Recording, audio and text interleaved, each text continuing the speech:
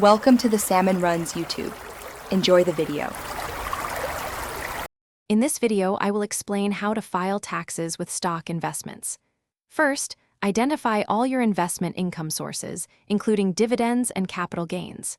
Next, collect essential tax forms, such as Form 1099-B and Form 1099-DIV from your brokerage.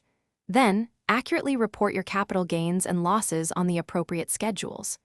Finally, learn about strategies to potentially reduce your overall tax burden.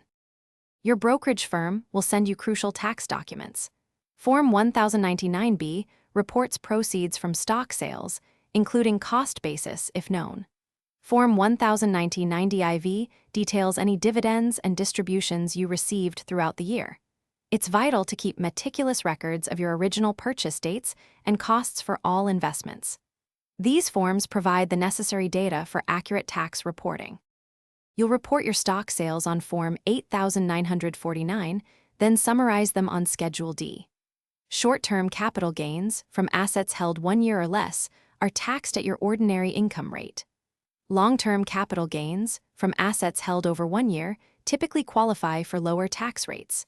Remember, capital losses can offset your gains and even up to $3,000 of other income. To potentially reduce your tax liability, consider tax loss harvesting. This involves selling investments at a loss to offset capital gains. Holding investments for more than 1 year ensures they qualify for lower long-term capital gains rates. Also, maximize contributions to tax-advantaged accounts, such as IRAs or 401(k)s, when possible. For complex situations, always consult a qualified tax professional.